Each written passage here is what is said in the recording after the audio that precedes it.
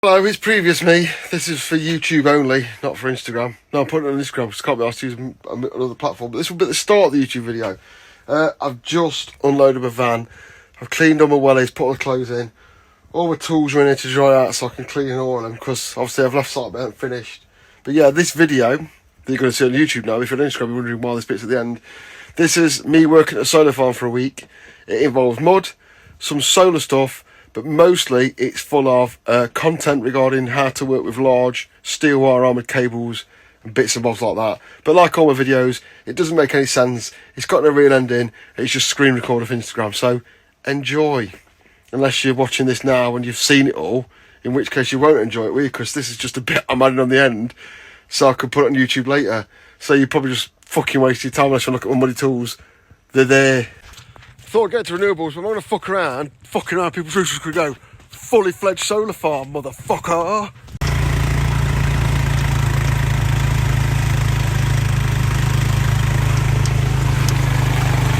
Welcome to Mudsville. I've given up a clean job to do this for some fucking reason, must be mad. We're going to land them 16 armoureds, 16 SWA aluminium core armoureds into that cabin, but that cabin's small. That's the plan for the week. They're aluminium cores, so there's steel wire with aluminium cores. You can also get aluminium wire with aluminium cores, but I'll go into a little more detail later. But they don't like bending.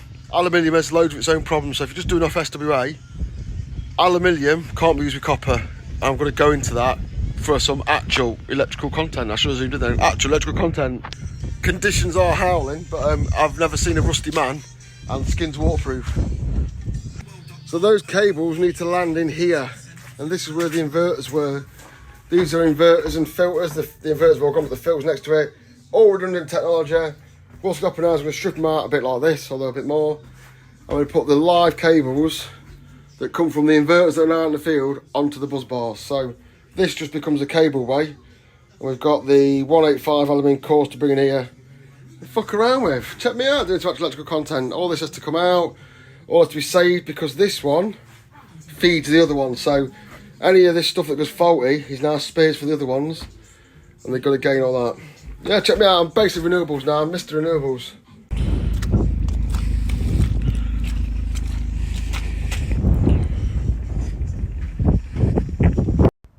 Let's get them today into there. Now, if that trench stayed the same depth, they'd go in, but they don't. There's a step there, look. So I've got these tools. Fuck. I've started to fan those out, but they're a right mess there, and they're all twisted up. They don't form any order of the numbering they've got on. So they're 1 to 16. They've got to come in here, and the 1 to 8s go from 1 to 8 on this side, but on the far side, and then they go 9 to 16 in the reverse on this side. So they all need to be pulled in. There's not much trench to play with, there's not a lot of bend to play with, and they're all fucking tangled up, so I probably have to spend the next fucking 2 or 3 hours just fanning those out down there. I know that's how big the cable is. Quite big, look. Put these protectors on the end as well, just to protect the ends. But yeah, you can see what we're dealing with there. It's quite stiff as well. Good bit of stiff cable there. Yeah, bit dirty, I'll get it clean. What's cooking? What's cooking on the heater? What's that on the heater? What's cooking? I'm making some dinner, look. This is a heater that I made. I didn't make the heater, I made this. And this is for tape, because there's nothing worse than trying to use cold tape. Smells delicious. Right, these are too long, I cannot deal with them, yeah? There's too much length. I'd end up, say they all needed to be here, I'm going to end up moving hundreds of metres of cable I don't need to move. So, that is the first one on this side. This side's going to be the grey side, the other side's going to be the blue side, because the cable on the side's blue. So the 16 cables become 1 to 8 in blue and 1 to 8 in grey. That'll make sense later. And what I've shown there is that yellow is the cut mark for this side, and that is where the numbering wants to be. So I'm going to drag that out now and number this side off. Then I'm going to pull another cable through the other side, do a cut mark, pull it through here. They'll all be marked here, and then we'll check them all twice, and then we'll cut the ends off so there's less weight. Actual Phil content. Morning, everybody. Are you Phil Dennis of Dennis Electrical in Nottingham? I am, yeah. Do you like the prestige installer of domestic stuff in Nottingham? I am a domestic electrician. everyone. What the fuck? I'm here to notify all of your listeners that you've incorrectly sized this cable on your last load. 50mm 4-core armoured, and you tried to big it up a little bit to say it's 185. Are you NRC registered? Am I what? Are you NRC registered? I am, yeah. Fucking prick. Phil, what are you watching? Oh, you're watching actual electrical content here? Right, everything's marked up now. As you can see, there are all the marks where we've got the numbering.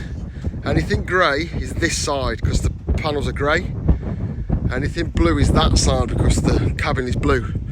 So you see the blue one there, look, there's a cut mark here. The grey ones have got the cut marks there.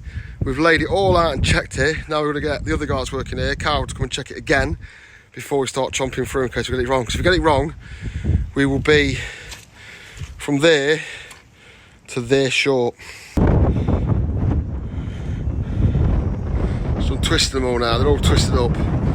So we've got to get them in, laid it how we want them, like this. With all them twists out that the groundwork's done by pulling all it from. Get that pack over there right. Actual Phil content. You sweating, Phil? Getting there though, aren't we? So I'm carrying you all day. It's not easy, mate. I'll leave it to you kids.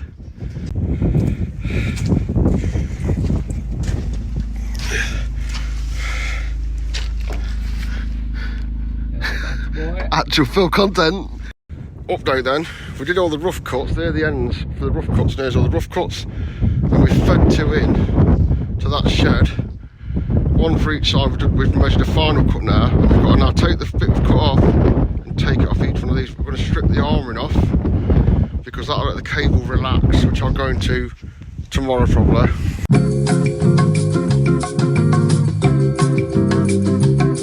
This is the first video I've done hands-free because it worked out how you do it, yeah? And I'm going to do it. So I've had a few messages there about how cable works and twists. This is a guide to cable twists, specifically rated to SWA.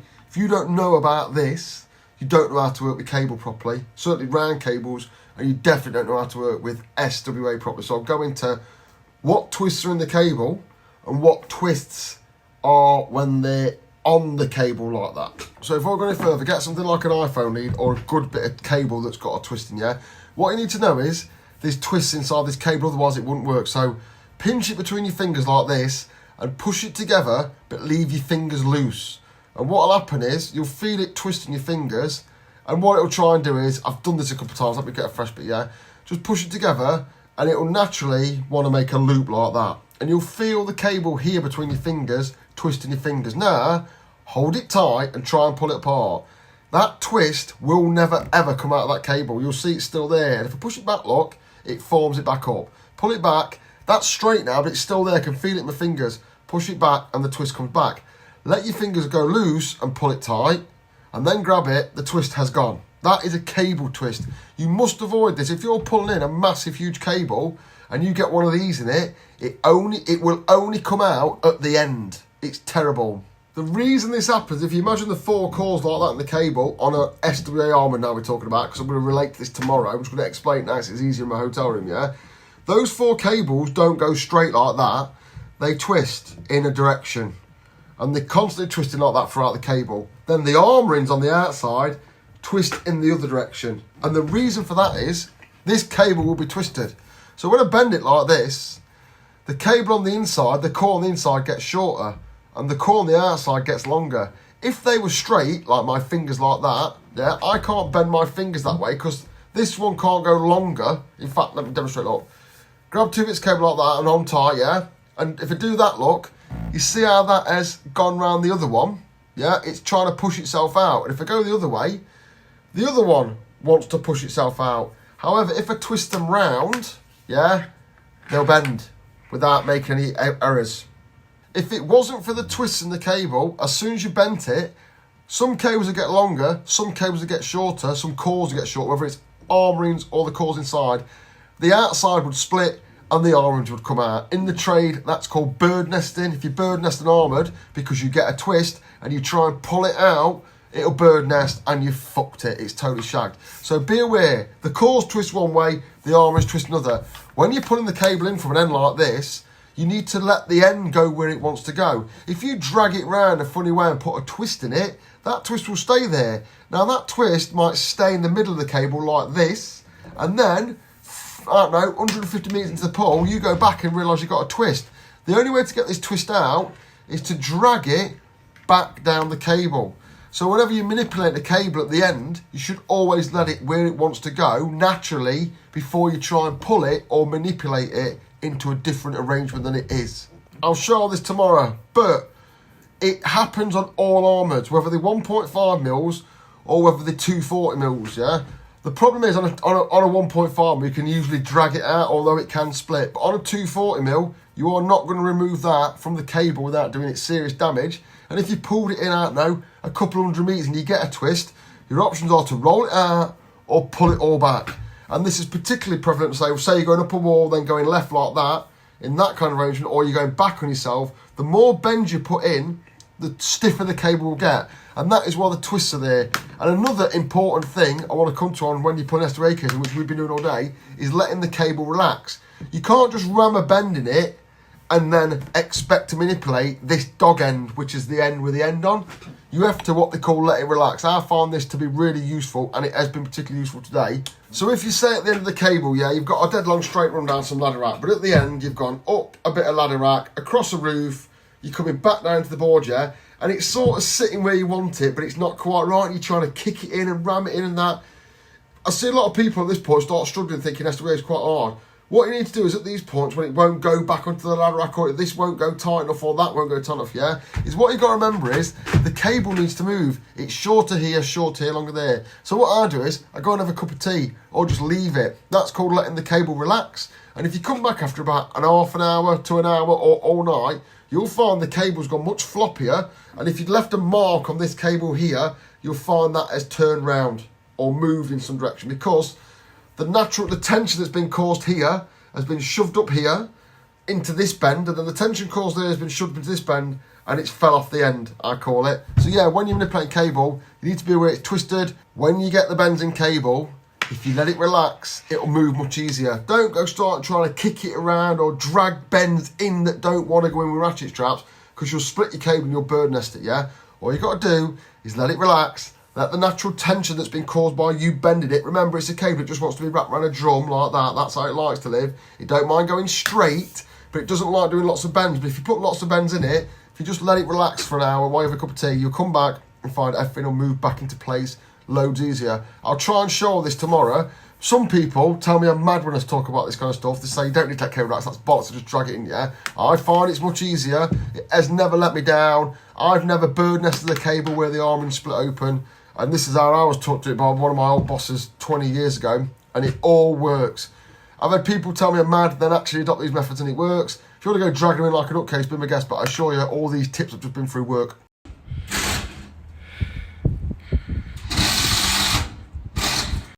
I don't know what else to show on camera, but everything that's coming out the trench there, so all those cables you can see coming out, they're for the other side.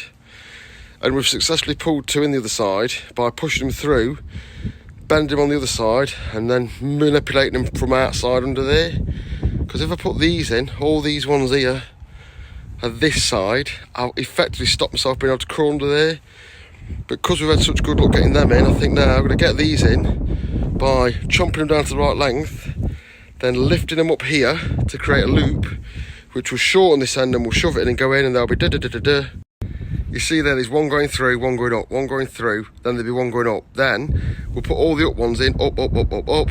Then we'll shove the other ones through the middles of them, so they form that pattern through, up, through, up, through, up.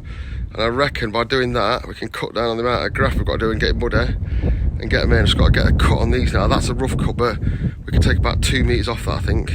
So yeah, we use every trick in the book here, look. Every trick in the book is being used. The problem being that most of the cables that want to go to the far side are on the top of this bunch, and most of the ones that want to go to the near side are on the bottom, so you've got to work with the cut you've got, basically.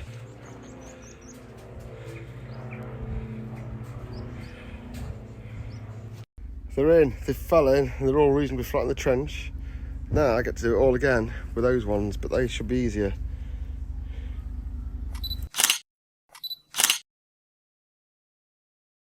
They're in, we've cracked it. Look quite tidy too, except for that last one, which was an afterthought by the company.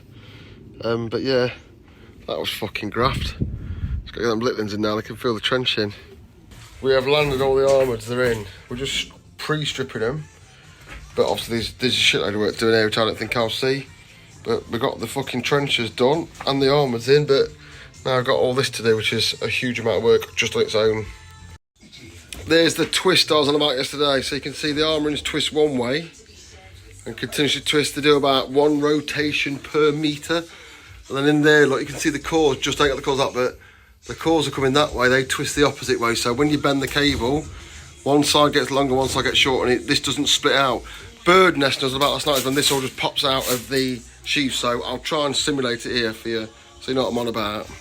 So bird's nesting is when you put that much pressure on the cable or bend it too hard, the outer sheath first stage to split like this, and the bedding or the banding splits, and then these armourings evacuate themselves, eject themselves out the cable like that.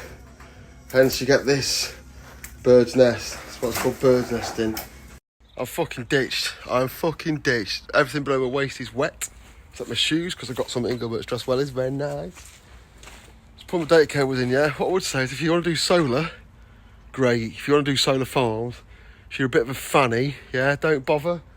Fucking that trench is knee deep. I went in here and got one of my boots soaking, but yeah, I think people dream about certain types of work. When you actually get here, it's actually pretty shit. They're not going to turn up in summer, are they?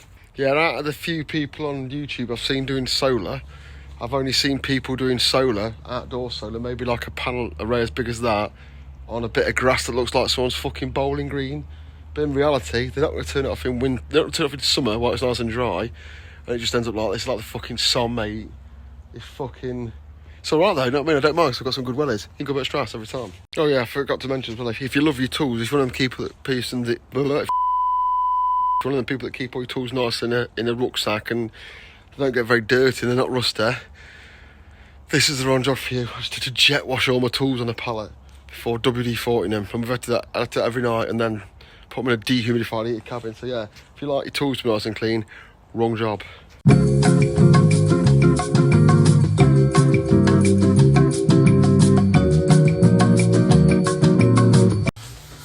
I bet no one else puts pictures of this shit like this you have to do on fucking Instagram, do they?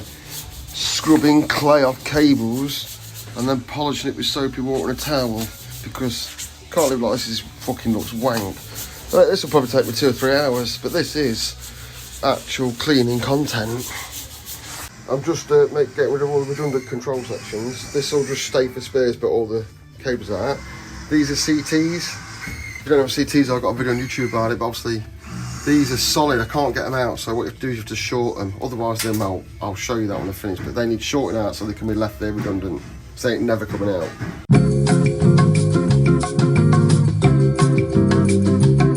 So to make them, bars are in, I ain't done them, there's other people who are working, not just me. Clean them up like that, put the rubber ring seal on, a cleat, and that's the gland. And I'll probably use the exhaust cutter to take off a load of that now, so it's not unmanageable when we're doing the glanding. But yeah, a lot of scrubbing.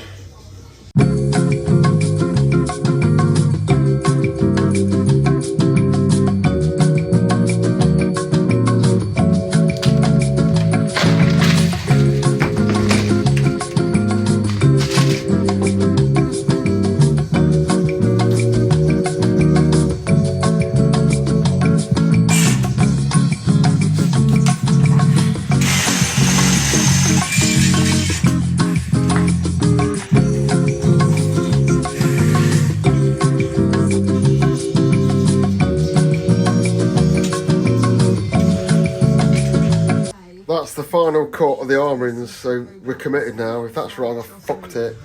But we have managed to chop the armourings down in different lengths to get the tension out, and that's all because Joint Tech got me onto this. Honestly, it's the best thing ever. Normally in this enclosed environment, you wouldn't be able to take the armourings off here without loads of graft. Because of that, that's Joint Tech. If you're ever in Nottingham, I'll take you out for lunch and drinks, because you've saved me that much time on this job by showing me that. You've saved us a fucking fortune. So yeah, anyone wants to do big arms, I got one of them. Must be fucking mad, because the ease which we've got these in, because we've been able to quickly make cuts on the arm rings, is amazing. Quick tip, yeah? No matter how you score your cables, whether it's with an axle or what, yeah? I know other people do this differently, but the first one, the first bend has got to be harsh. Bang!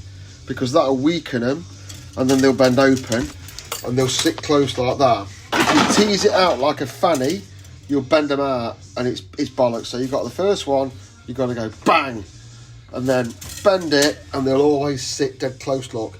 So if you start pissing around like this, oh, come on, Mr. Armour, and out you come, they'll just splay out. Like, they'll just all do this. And that is bad. Them ones are put away now. The gland lock nuts aren't tight, though. And then I'm batching these out, so I do them all. So down there, you'll see the arm rings are cut at the right length. I've got to cut the outer insulation off. Here, I'm just going to show you. The arm rings need to be here. So that's nice and snug, but what I...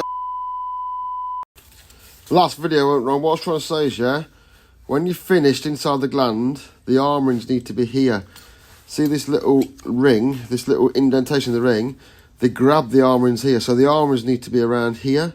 But it's much easier to get the top on when they're about here. So what I do is I sit them high and then I knock the gland on afterwards while it's still loose. So that's the explanation, is that they want to be here, they go on easier here, then you knock it up. And I'll demonstrate that on the next gland today, but that's what I'm saying. When they're all up here, it's hard to get this ring on the top. I'll show that now in real life, but I'm just trying to demonstrate that part of it there. So let me get this running, I'll show you. Just something else mentioned as well is, you see this type of glanding, this is fixed position glanding, yeah? The cable came in and the gland is going here. And the reason it's fixed position is because it's got to look like that, yeah? The cable is now backfilled in the trench. It doesn't move. This decision of where everything was going to go was made last Friday. And now we're making it happen.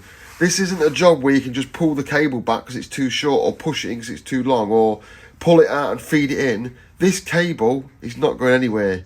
So just be aware, it's all right to gland a cable on the floor sometimes and throw it into a panel, but most of the time, you're going to be in a situation like this where there's nothing to play with, you've got to work it. Obviously, we're sliding these over. If it was going to, say, the top of a panel, you'd feed the cable in. But this is set in stone now. If this goes wrong, we can't get any more of this, and we can't get rid of any of it. So everything's like within 5 mil. Also, welcome to a business course, yeah? I've had loads of feedback and messages about this, right? If you want some one-on-one training with cable glanding on a site where you are glanding, I am willing to deliver it, yeah? I will come down and go over it with you. So not only do you get your cables put away while you're there, but you get to do it and instruct you. This sounds like my version of a business course, but I'm actually going to teach you a proper practical skill, so it's just training. So if you have some glanding you need to do, and you'd like to be able to do it, or you'd like better skills to do it, message me on here. I'm going to be available in the new year for doing that. If I don't want some one-on-one, I'm available for all electrical stuff, to be honest, because it's just contracting, isn't it? So, yeah, my business course is available now, but there's no discount to shit. Also, as I'm going back on my own, I'm going to need some business software to manage my business. Well, what I'm going to be using is Microsoft OneFile and Excel and Word. That's it. None of that bullshit I keep seeing people advertising, yeah? I don't need no business management software. Outlook's got a calendar, Outlook does email, and Excel does everything I need. So yeah, before you get sucked in by those ads for all that fucking software with its monthly fees, where all the data's on someone else's computer, just remember, every big business in the world runs on Microsoft Office. Let's not beat about the bush. It's Tradify. Tradify must be skinting because everyone's advertising for him, yeah? In an ironic twist yesterday, the most harrowing advert that I could ever see, Unilight were doing an advert for Tradify. Honestly, I could have crawled in a hole and died. Fuck me. Anyway, let's get back to some actual glanding content. That is where they want to end up, but you won't get the top on. This will not go over there, look, because it hits the arm rings. So what you do is, you take this up, so it's just loose. Then, you bring this up and tighten it on, which I can't do while I'm on the camera, but I'll do that now. So this top part of the gland, which is actually on the bottom here, has just caught the top. So it'll start pulling the arm rings in now. I've got a couple of threads on it, but obviously we know those arm rings are sat loose at the bottom. Then what you do is, you don't hit the gland, you'll damage it, it's made out of brass. You set your grips up so that they sit on the flat plate of that, yeah? And then, this is one-handed fuckery, you get something and you tap the gland down. lightly, it's brass, and when it stops moving and it's square, inside there the arm-rings are now sat at the top, and now you tighten it. When you tighten the glands, they give out their mating call.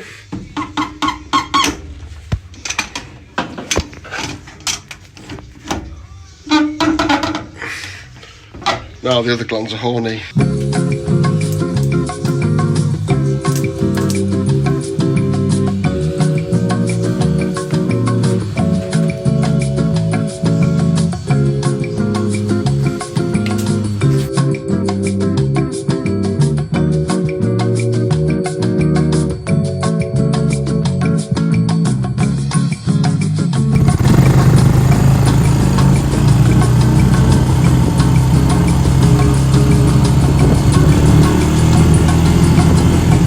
I'm on a quad. Fucking without that thing, doing this work is a waste of fucking time. Anyhow, gotta rip out these combiner boxes, so I'm gonna do one of them really gay fucking things to do on YouTube where I do this.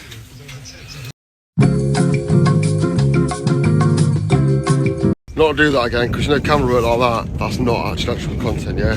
What is actual electrical content is one-handed fucking around, pretending you know what you're doing. On a quad, you don't even got any legal right to drive. Actual termination content now. This is very, very important if you should ever come across aluminium cable. Aluminium and copper do not get along, yeah? They don't like to be connected. They hate it. If you put copper and lugs onto an aluminium cable, you'll get shit happening basically. Dissimilar metals and stuff like that. Back in the day, you had to get a copper lug and an aluminium cable, and you put bronze gauze in it so that the aluminium and the cable never connected, yeah? That's how they used to do it, but there's things moved on now. You get lugs that look like this called bimetal lugs. So this part of the lug is made out of aluminium, and this part of the lug is made out of copper. That's for going to a copper buzz bar. That's for going to an aluminium cable. Inside there's also a grease that helps the copper, helps the aluminium work, yeah? This is the important bit, this transition here. That is friction welded together with no air in it, so that they don't get the chance to react. What they do is, this bit spins very fast in one direction, this bit spins very fast in another in some sort of lathe. They shove them together till they get white hot, then they stop dead, and these fuse together. So they fuse together, you end up with the right mess here, and that's why that's been put on a lathe and milled down to get rid of all the shit, and you end up with that. That's actually, there's nothing in there, there's no weld, that's just metal to metal contact, and there's no air in it, so it doesn't get a chance to thing in. I think they put some coatings and stuff like that, but yeah, you can't put a copper lug onto an aluminium cable and put a copper buzz bar, it'll all just go manky. I'm not going to the super science. With these lugs coming along, made it a load easier, but they're quite big. But when you had to put the gauze in the end, the bronze gauze and all that fuck around, it was an absolute cunt. So yeah, never put a copper cable on an aluminium lug, and vice versa. Also, you just can't buy little aluminium lugs because there's no strength to it, hence why it's got such a thicker wall, and it requires different crimping techniques, and you may even need to pre-round your cable with pre-rounding lugs. I'd show you them, but we ain't got them yet. But yeah, there's a lot going off with aluminium cables. They're a bit of a fuck around, to be honest. Copper's loads easy to work with all round. One set of dies. With aluminium, you're fucking about. Oh, hello friends. The big fuck up pair of eyes you got there. Oh yeah, hi there. Hey yeah. Hi Sue. What's your name? Speak then. Got any actual spider content? I know you're alive. Look at the size of your fucking tags. Hello there, little fella. What are you saying? Oh yeah. That's giving some people the EBGBs. Actual update, so they went in. These were full of the inverters before. Then we're on copper work now, which is a skill all of its own. So they might look like they grew there, but they've been recovered from the copper work that's sat here to power the inverters. So as you can see, we've got, I think it's L1, L2, L3. We convert these top bars, which are DC, to a neutral. And then we put these brackets in that give us enough space if we just do some re-drilling. We normally punch it, we're doing re-drilling this time. And we're going to get the cables on there. You see how the lugs fit. There's the bimetallic lug look. We've tried that. We've checked all the spacings. We've checked all those bolts fit. We've just short of a few spaces, but as things go, we're going to modify the copper work, and we're laughing. I ain't done any copper work for probably 5 years since I packed up my own firm, but I've got all the gear for it, for cutting it and punching it. But yeah, it's going swimmingly now. Actual copper work content. What? I feel like we're getting somewhere now. Copper work is lovely. Cables are also very lovely. and nice. That's about it from me on this job. I'm just going to tighten them up. We've roughed them in, got everything lined up. I'm just chopping the tops off these now so that they come out, so that we can go in. This buzz bar's loose fit, we'll take that out, clean it with paraffin wax so it's spotless, you can't have dirt in here. Put it all back, torque it up, mark it as torqued, and then next week when the dies turn up, the lads will put these cables on there. But yeah, it's been a decent job, but that's it from me. Just gonna not bother talking to you now because making sure these is clean is dead important. So yeah, hopefully there'll be more actual electrical content when I'm actually doing some electrical content.